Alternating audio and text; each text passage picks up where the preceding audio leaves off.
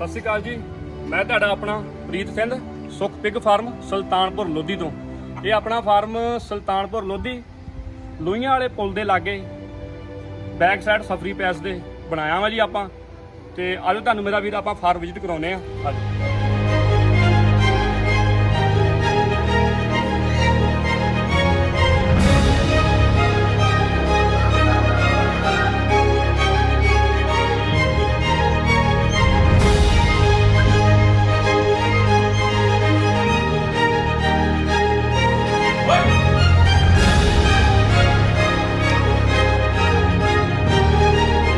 ਨਾਲੇ ਮੇਰੇ ਸਾਰੇ ਵੀਰਾਂ ਨੂੰ ਰਿਕੁਐਸਟ ਆ ਗਈ ਆਪਣਾ ਸੁਖ ਪਿਗ ਫਾਰਮ ਚੈਨਲ ਸਬਸਕ੍ਰਾਈਬ ਕਰ ਦਿਓ, ਲਾਈਕ ਵੀ ਕਰ ਦਿਓ।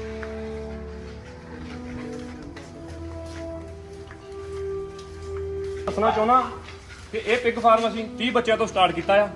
ਬੱਚੇ ਤੁਸੀਂ ਦੇਖ ਸਕਦੇ ਆ, ਠੀਕ ਆ ਜੀ। ਬੱਚਿਆਂ ਦੀ ਗਰੋਥ, ਬੱਚੇ ਹੈਗੇ 2 ਤੋਂ 2.5 ਮਹੀਨੇ ਦੇ, ਠੀਕ ਆ ਜੀ। ਮੈਨੇਜਮੈਂਟ ਤੁਸੀਂ ਦੇਖ ਸਕਦੇ ਆ।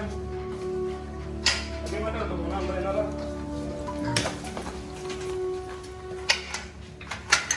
ਆ ਦੇਖੋ ਇਹਨਾਂ ਨੇ ਪਾਣੀ ਪੀਣ ਵਾਸਤੇ ਆਪਾਂ ਵਾਟਰ ਨਿੱਪਲ ਲਗਾਈ ਹੈ ਜੀ। ਇਹ ਮੂੰਹ 'ਚ ਲੈਂਦੇ ਆ ਪਾਣੀ ਆਉਂਦਾ, ਦੇਖ ਸਕਦੇ ਆ। ਆਟੋਮੈਟਿਕ ਪਾਣੀ ਹੈ ਜੀ, ਕੋਈ ਝੰਜਟ ਨਹੀਂ। ਥੋੜਾ ਜਿਹਾ ਪਾਣੀ ਭਰਨ ਦਾ ਪਾਣੀ ਪੀ ਸਕਦਾ ਜੀ। ਆਪਣਾ ਵੀਰੇ ਫਾਰਮ ਡਰਾਈ ਫੀਡ ਤੇ ਆ। ਹੁਣ ਅਸੀਂ ਤੁਹਾਨੂੰ ਆਪਣੀ ਫੀਡ ਤਿਆਰ ਦਿਖਾਵਾਂਗੇ ਜਿਹੜੀ ਆਪਾਂ ਆਪ ਤਿਆਰ ਕੀਤੀ ਆ।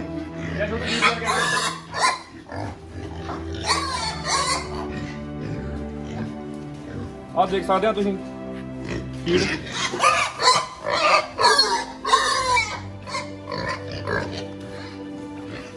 ਜਿੱਦਾਂ ਮੈਂ ਤੁਹਾਨੂੰ ਦੱਸਿਆ ਵੀਰੇ ਡਰਾਈ ਫੀਡ ਤੇ ਆਪਾਂ ਨੂੰ ਰੱਖਣ ਦਾ ਫਾਇਦਾ ਇਹ ਆ ਕਿ ਆਪਾਂ ਦੇਖੋ, ਤੁਸੀਂ ਦੇਖ ਸਕਦੇ ਆ, ਆਪਾਂ ਆਪਣੇ ਘਰ ਦੇ ਬੈਕ ਸਾਈਡ ਤੇ ਸ਼ੁਰੂ ਕੀਤਾ ਆ, ਠੀਕ ਹੈ ਜੀ। ਫੀਡ ਤੇ ਇਹ ਆ ਵੀ ਕੋਈ ਸਮੈਲ ਨਹੀਂ ਆਉਂਦੀ, ਕੋਈ ਪ੍ਰੋਬਲਮ ਨਹੀਂ ਗੀ। ਔਰ ਫੀਡ ਤੇ ਪਾਲਣ ਦਾ ਸਭ ਤੋਂ ਵੱਡਾ ਕਾਰਨ ਇਹ ਆ ਕਿ ਇਹਨਾਂ ਦੀ ਮੀਟ ਕੁਆਲਿਟੀ ਬਹੁਤ ਵਧੀਆ ਬਣਦੀ ਹੈ ਜੀ, ਠੀਕ ਹੈ ਜੀ। ਔਰ ਵੇਸਟ ਤੇ ਉਹਦੀ ਮੀਟ ਕੁਆਲਿਟੀ ਵਧੀਆ ਨਹੀਂ ਬਣਦੀ। ਬਾਕੀ ਸਾਡੀ ਕੋਸ਼ਿਸ਼ ਇਹ ਆ ਵੀ ਅਸੀਂ ਆਉਣ ਵਾਲੇ ਟਾਈਮ 'ਚ ਆਪਣੀ ਡਰਾਈ ਫੀਡ ਦੇ ਨਾਲ ਤਿਆਰ ਕਰਕੇ ਜਾਨਵਰ ਕਟਿੰਗ ਕਰਕੇ ਚਿਕਨ ਔਰ ਆਪਣਾ ਅਚਾਰ ਤੁਹਾਨੂੰ ਅਵੇਲੇਬਲ ਕਰਾਵਾਂਗੇ, ਠੀਕ ਆ। ਤੇ ਮੈਂ ਵੀਰਾਂ ਨੂੰ ਸਾਰਿਆਂ ਨੂੰ ਬੇਨਤੀ ਕਰਦਾ ਕਿ ਇਹ ਕੰਮ ਕਰੋ, ਪਰ ਸਿੱਖ ਕੇ ਕਰੋ। ਪ੍ਰਾਈਵੇਟ ਟ੍ਰੇਨਿੰਗ ਨਾਲ ਸਰਕਾਰੀ ਟ੍ਰੇਨਿੰਗ ਦੋਵੇਂ ਜ਼ਰੂਰੀ ਹੈ ਜੀ, ਠੀਕ ਆ ਜੀ। ਦੋਨੋਂ ਟ੍ਰੇਨਿੰਗ ਲੈ ਕੇ ਫਿਰ ਤੁਸੀਂ ਆਪਣਾ ਕੰਮ ਸ਼ੁਰੂ ਕਰੋ। ਕੰਮ ਬਹੁਤ ਵਧੀਆ ਵੀਰੇ, ਵਧੀਆ ਇਨਕਮ ਆ, ਪਰ ਮਿਹਨਤ ਵੀ ਉਹ ਤੋਂ ਜ਼ਿਆਦਾ ਆ, ਠੀਕ ਆ ਜੀ। ਮਿਹਨਤ ਕਰੋਗੇ ਫਲ ਮਿਲੂਗਾ। 1 ਸਾਲ 1.5 ਸਾਲ ਲੱਗ ਜਾਂਦਾ ਮੇਰੇ ਵੀਰੋ ਪਹਿਲੀ ਇਨਕਮ ਹੋਣ ਨੂੰ, ਠੀਕ ਆ। ਤੇ ਬਾਕੀ ਤੁਸੀਂ ਦੇਖ ਸਕਦੇ ਆ, ਆਪਾਂ 30 ਜਾਨਵਰ ਲੈ ਕੇ ਆਏ ਸੀਗੇ ਤੇ 30 ਦੇ 30 ਦੇਖੋ ਗਰੋਥ ਦੇਖੋ ਕਿੰਨੀ ਵਧੀਆ ਆ। ਡਰਾਈ ਫੀਡ ਤੇ ਆ, ਕੋਈ ਆਪਾਂ ਵੀਰੇ ਹੋਟਲ ਬੇਸਡ ਯੂਜ਼ ਨਹੀਂ ਕਰਦੇ ਇਹਦੇ ਵਿੱਚ, ਓਨਲੀ ਡਰਾਈ ਫੀਡ ਤੇ ਆ ਜੀ, ਠੀਕ ਆ ਜੀ। ਇਸ ਤੋਂ ਬਾਅਦ ਅੱਗੇ ਮੈਂ ਤੁਹਾਨੂੰ ਦਿਖਾਉਣਾ ਆਪਣਾ ਫਾਰਮ। ਆਪਾਂ ਇੱਧਰ ਵੀ ਬਣਾਏ ਹੋਏ ਆ ਖਾਣਾ।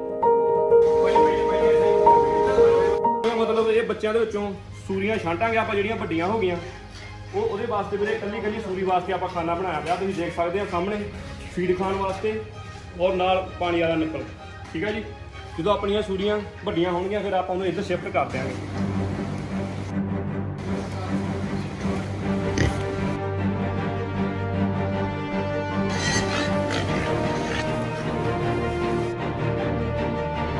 क्या मना यार,